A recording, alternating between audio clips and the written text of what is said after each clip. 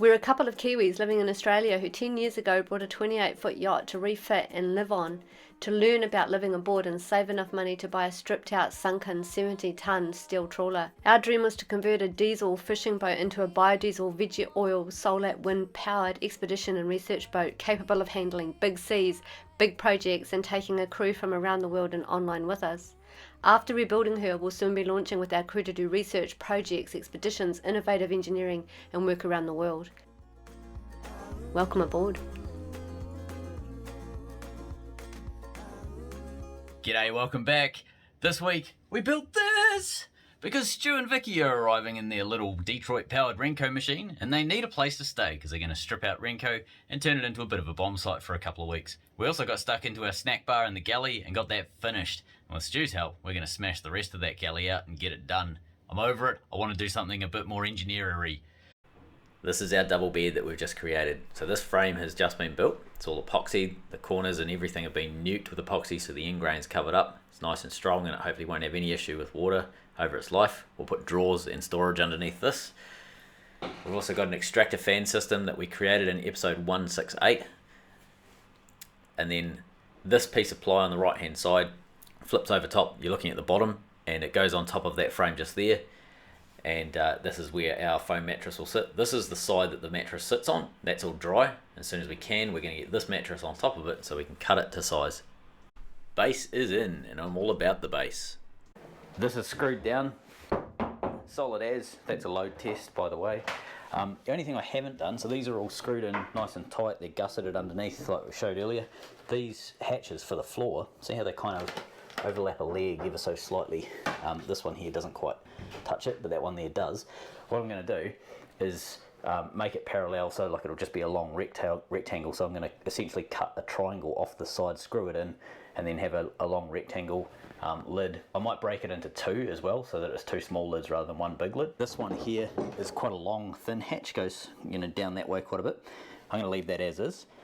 That's one that we probably won't be getting into very often if we need to. And if we need to, we'll just take the drawer out and then just pull that single hatch up. So we're getting there. Next step is we'll get the mattress in, and then eventually we're even going to put a door on this room, so all of the mod cons.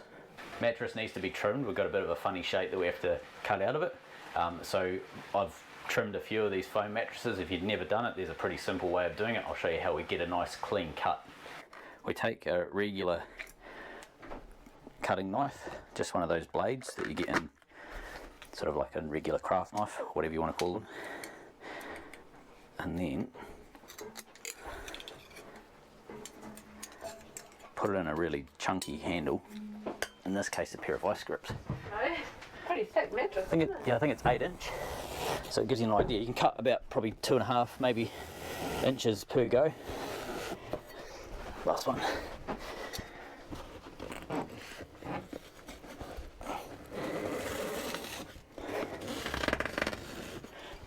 Cutting too straight, you can hear that sound. That's because I'm too vertical. I need to go as flat as you can. That's one of the challenges when you get right to the bottom, is keeping it flat.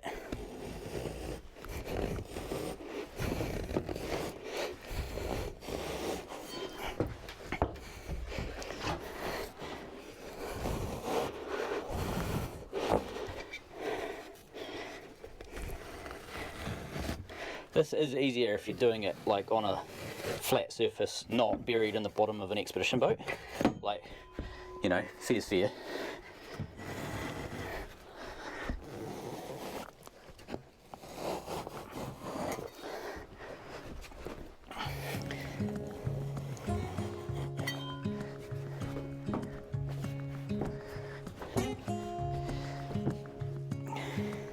Standing underneath the lights, look into each other's eyes. Tired snowflakes are coming down. All right. Okay, it's a wee bit fluffy at that end. We'll board the edges and put a leadboard on later on when we've got a bit of time. So all that's left is you and me. I can promise you. Right, we need to start getting the stainless for this organised. So I've pulled the bench off the top of it, the piece of ply that's going as the bench underneath the stainless, so that I can gain a bit of height.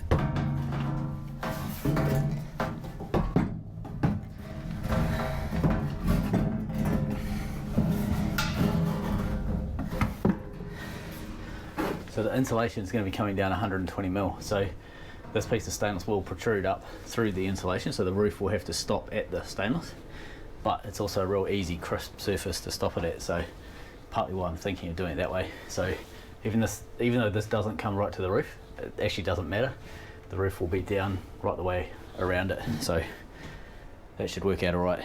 Now I do need to lift this up slightly at the bottom, hence I'm cutting a little bit of clearance here so that I've got about 30mm of lift, because the bench itself is 30mm thick, and then there's a 1.6mm of stainless, so call it 31mm, 31.6 if you want to go crazy.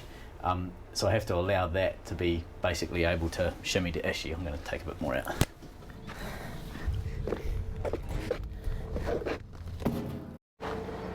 It's a massively grey old day, but this boat came in yesterday or the day before. It's the first boat that I've seen come in the yard that I'm seriously impressed with. It's a all alloy trawler by the looks of it. Massive bulb. You can see the bulbs blended in all the way down that hole, that join there. Normally they don't. On the boats that I've seen with bulbs, they normally just slap the bulb on as an afterthought, but this one's been like properly hydrodynamically designed.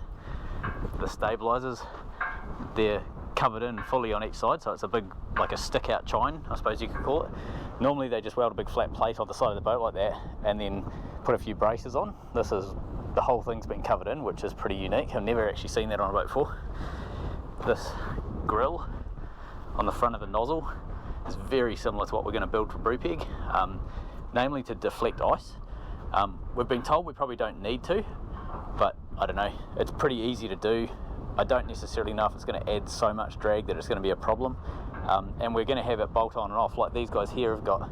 So you can sort of see on the front of the nozzle you've got these tags that it bolts onto. I suspect that it's probably because these bars might be steel and this might be alloy like the rest of the boat. I'm assuming that's why they've got the ability to basically bolt it, because you can't weld that easily. You can weld alloy and steel, it's just quite difficult. And then also you can sort of see they've done their keel cooling basically flat channels right the way along the hull. And the other thing I thought was really odd, I don't know if it's I suspect it's just for whatever they're doing fishing wise, they've got this big channel that comes right down the boat and then exits under the water. It's all like really welded in and everything, it's blended in, and then you've got pipes just dangling down, barnacles on the pipes, so they're obviously been underwater for a while, but it's obviously some sort of discharge, maybe offal or something like that. Yeah, it's a pretty impressive boat. And then the other thing I really like about it is when you look up at things like the scupper, it's just incredibly well engineered and well built, like well designed and so on. And they've got these extensions out over the side so that they can gain a bit more working space, a bit more deck space and so on. You can see there's quite a big sponson hanging off the side, so there's plenty of protection. You've got an upper and a lower sponson as well. They've also puffed the side of the cabin right out to the very edge of the hull, and then they've added onto the hull with this upper sponson all the way around, and you can see the handrails at the top there, so when you're walking along the side you just grab that handrail at the top and you walk along the side without the need for essentially a rail by your knees. Yeah, they've got a big extension piece for their anchor so that the anchor chain doesn't bang into the bulb, which is quite a common problem with bulbs. And you can sort of see this bar around here, all the antifouls chipped off. That's the chain bashing on the bar, on the bulb. That's what does that, and that's why they have those wear strips on the bulb on the sides there. Yeah, awesome boat. Really, really, really impressed with this boat.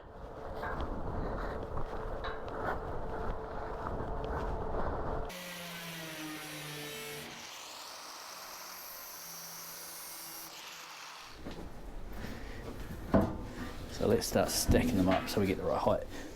14mm. We probably want a couple of mil clearance, don't we? Between the top of the drawer and this here. It's too high at the moment, but we probably want maybe a couple of mil up, don't we? Maybe the same as the other. Like about there? Yeah. Oh, what's the other one? That's about 5mm. That might catch. That'll be down though, eh? That'll be enclosed. You won't get the edge. Yeah, bring all this down 10 mil, the whole thing will drop down. Oh, that was disappointing. Where we are right now, whenever it starts to rain, you get a bit of sort of shitty weather. The grid just starts going, yeah, I'm done, I'm out of here. I'll be back soon. Back soon? Yeah, the grid. I'll be back in 5 minutes. I don't like the rain. I can't stand the rain against my power poles. That's awesome, isn't it? Look at the space under there. It's cool. It's ginormous, this thing. Yeah, it's good, eh? And you're hand freestyling because you don't need to see, you're not going to see it. It's well above. Yeah, the insulation will be here somewhere. Freestyling, straight from the top of my dome. Sometimes when I freestyle, I lose confidence. Have you noticed that the jobs are not so scary and hard anymore? We're starting to enjoy ourselves. I think this is an indication that we're almost in the water. It only took 6 years to get to this point. It's an amazing feeling. I know there's still heaps to do, but it's just not so overwhelming. Nah, none of it's really that hard anymore, eh? In case you're wondering why sometimes our episodes seem a bit sort of same, it's because some jobs take, a month and a half Or 6 months. Of every stabilisers. Yeah. We started them 18 months ago in January when Stu came up. Stu helped us cut the first steel. Yep. We can press a button now. We got interviewed yesterday by a local newspaper. Hello. Afternoon. Aaron. Yeah, Jess. Yeah. Nice to meet you. Nice to meet you. So, how far are you guys off from actually launching into the water? Yes, God, it's a that's a difficult hard question. Yeah. A year ago, we would have said 2 months. Yeah. I do think that we're probably within Yeah. 2 or 3 months of launching. Why were you guys crazy enough to buy it in the first place when it was pulled out of the river? It was perfect for us. We'd been looking for about 4 years. Yeah. And specifically a trawler. We wanted something really grunty and really strong. And we just couldn't find anything. And then this came up. Where we want to go, we want to take the boat to some pretty remote and extreme places. It's not a normal boat build, so we can't just do what's normal in this world and then chuck the boat in the water because it won't work where we want to go. So It's got to be really strong, and it's made for people, like lots of people, Yeah. and crews and research teams, and Research side of it is there. it's a huge part of it actually. Yeah. We call it projects, but it's research, it's pollution studies, it's wildlife. sort of expeditions as well, like documenting and videoing parts of the world that most people don't get to ever see. Even the bottom end of New Zealand, like it's actually really rugged and really difficult to get boats there.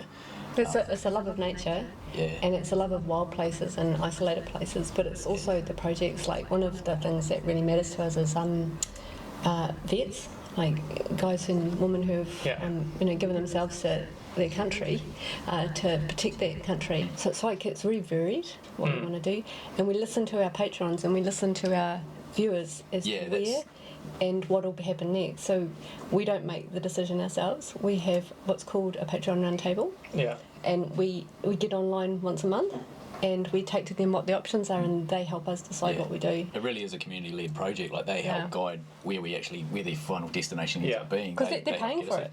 Yeah. Yeah. We'll give it a go, and we'll probably stuff it up at some point, and then we'll just hack all of that off and start again and have another go, Yeah. And our audience knows we don't really care. Yeah. We don't care if we make a mistake, it's still part of it. Better making mistakes here and Yeah. not out in the water, that's for sure. Right. Yeah. It's like people are just coming in, giving their own time to approach it. Like it's not a job, but they're just coming in and help you build.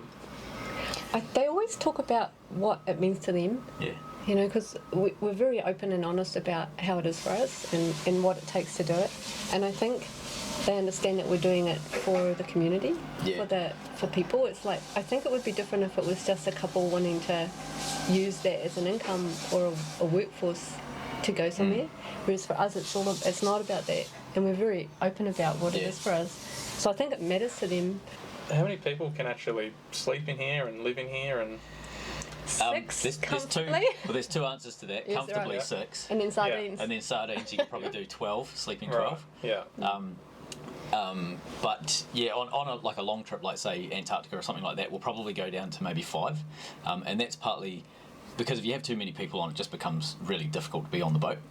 But also, when you're going on a long expedition like that, for every person you have to take so much gear. You have to basically take a year's worth of food per person. And Jesse had some health issues as well at the moment.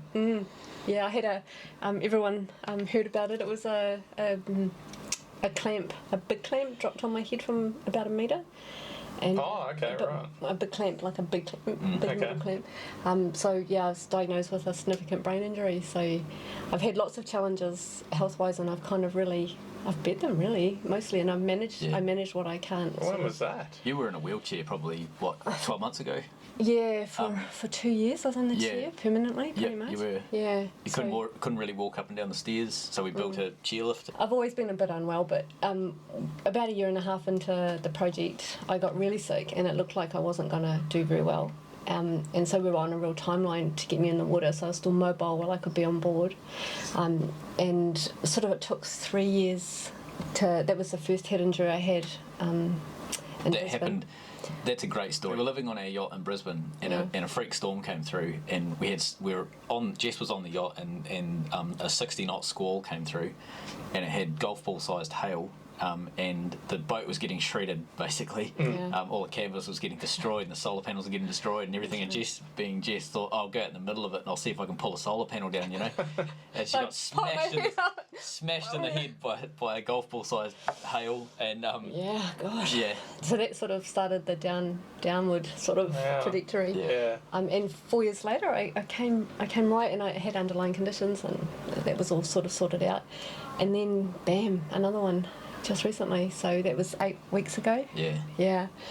So I'm doing really well, but and that was the clamp 8 weeks ago. That was the clamp, yeah. So some people might think we're mad, but what else would you want to be doing? I did a little bit personally. I heard about this. I went, jeez. Yeah, it's not for everyone. For no, not at all. No, it's a hard build, and it's going to be some of the trips will be very hard. But in saying that, the places that we want to go, you can't go there if you're expecting everything to be rosy. No. You know, like.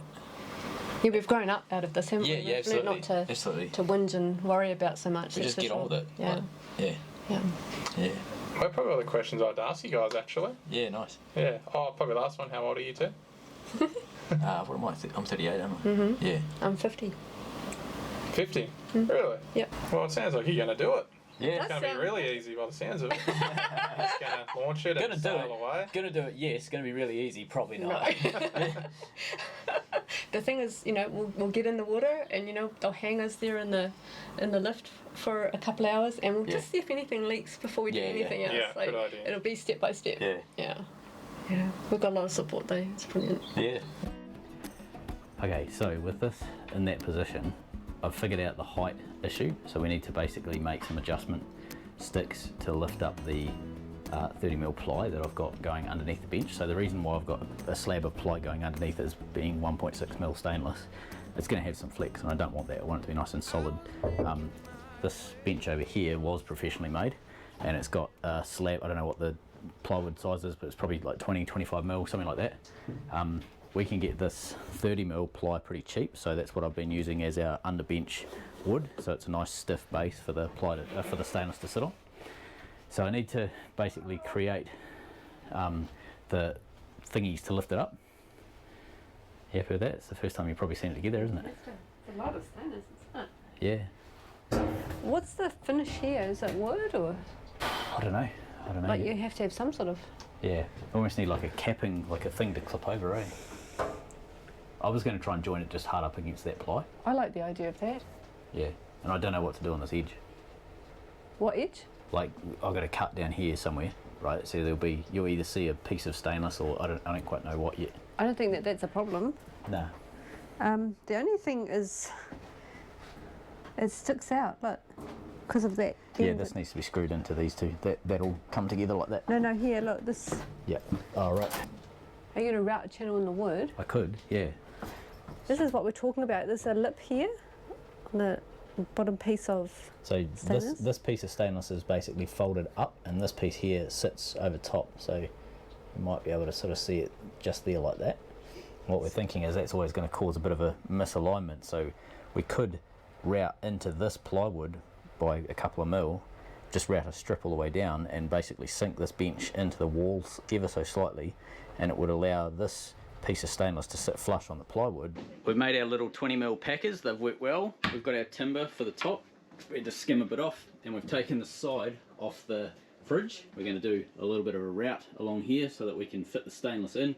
Let's go and get that done and I'll show you what we mean. I should have videoed all of that, but we just made that cut into the wood with the router. It was awesome, spectacular. There was wood everywhere and none of it's on camera. Ian dropped into Salo. He's been in his own boat up the river and arrived just in time to help Damien with the last part of the alignment. Thanks, Ian. Right, so we can block the top together, can't we?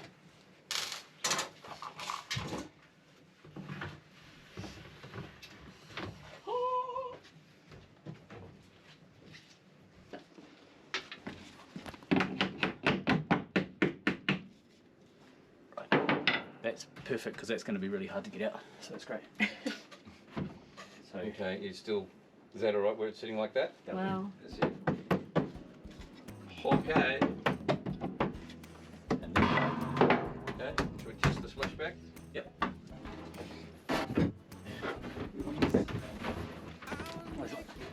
When you have it come here, your OCD's not going to like this at all. That ridiculous angle. Yes. We could just skim. You could, Yeah, skim 5mm off. if you Like- get those packers and a pen, we push that in hard, you can draw the line you need to cut. Right? Yep. Your eyes, and that can't be all bad. Things came up, things went down, maybe turn back around. My spider sense screaming that I'm mad. A big storm blew up, a hurricane right in my coffee cup. With the dry fitment resolved, everything's ready to start assembling. This is the 30mm ply with the spaces we made. It's getting mounted on permanently. To our coffee shop days.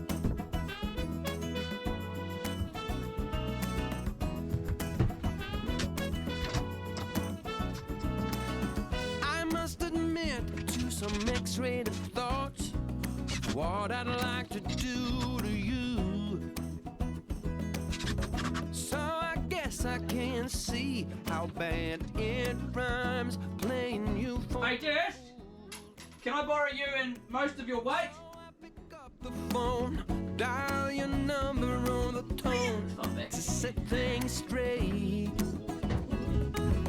Things come up, things go down, maybe turn back around. My spider sense screaming that I'm mad. A big storm blew up, a hurricane right in my coffee cup, carried me far, far away, and that's why. Deploy the landing legs.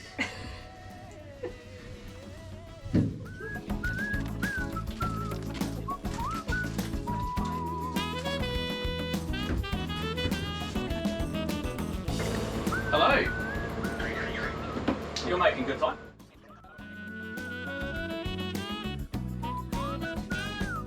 We just didn't want it to be a case of you got here and then you're like on the opposite side of the yard and all that sort of shit. Yeah, no, it's well worth just, working for the marina for a couple extra days. Yeah. It's fun. Yeah, Sure. All right, cool. What time you guys reckon you'll arrive?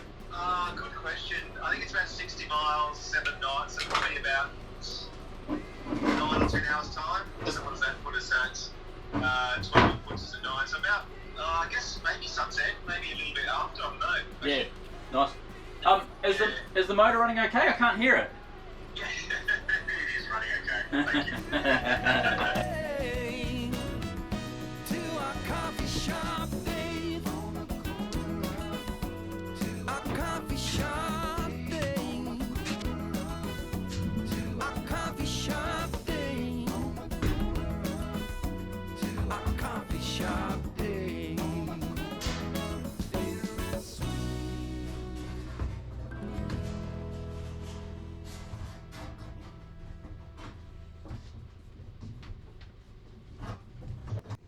I believe this scene requires some chicken and, if I dare say it, some bow wow. God. I do filter out some shit. Last job is getting the cabinet up the top. And in order to get this to work, we've got a stud about there and a stud about there, but the cabinet finishes there. So we can only brace off this one stud. So what I'm going to do is actually, on the back of the cabinet, I'm going to smear a bucket load of glue on the back of it and glue it to the stainless. And then I'm going to put some really long screws through top and bottom onto the, that go into the big timber stud that's behind this panel. And on this here, we've got that piece of 15mm there and that piece of 15mm there, that brace sort of right across the sides of each shelf. So I'm going to use that as our structural member. Remember, Tim built these shelves without fiddles or doors, so we could decide what we wanted. That's a job we've got to do before we launch.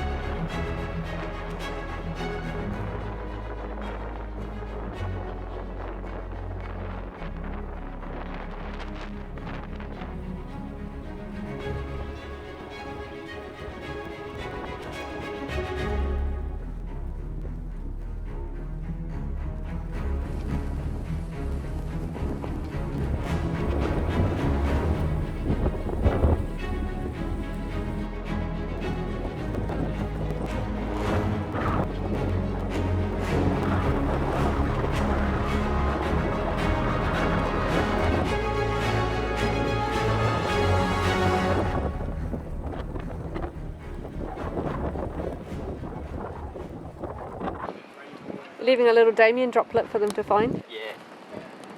Hi. Oh, you're on camera. Hello. How's it going? Oh, good. Good manoeuvring. Oh, You did great. oh, I don't know if that is just this boat. The boats beside you are safe. What more can we ask? Oh, that's a safe. It's always my kind of priority. I'm definitely going to look what Dame was saying about 3 turns locks of life. This is almost 6.5 or something. Yeah, right. I think. Geez, you guys made great time. Wasn't too bad. Yeah, rough. Introducing Dangar Stewart. The first job he had when he came on board Brupeg was obviously replenish supplies, and this was mostly liquid. So I get that there's this idea that one resists roll. Dame and Stu got organised for boat work pretty much immediately. Stu and Vicky are in Renko in the marina while they wait for a space to open up beside Brupeg in the yard. Shouldn't be too long. Loud noise, probably shoot. Great to have this picture like this. Damien's smiling, I'm just going, fuck it, have the other one. Project Brupeg. Oh, they see the world my way. Inside the lower rooms of Brupeg, we've got our engine room, our stairs, and our new double cabin. This thing's incredibly comfortable. I've had a couple of cat naps down here already, and it's awesome. Yeah, it's a blackout room, it's really quiet, and temperature wise it stays pretty stable because it's basically in the bowels of the boat, and that's going to get more so. The water line is maybe there somewhere, so most of this room is under the water, which is a really nice space to be, and it's right down low in the boat, so it's going to be a comfortable bed and cabin at the sea. We're also going to be putting some smaller lee bunks in here as well, so when we're at the sea and it's really rough, you can get into a skinny little bunk rather than a double.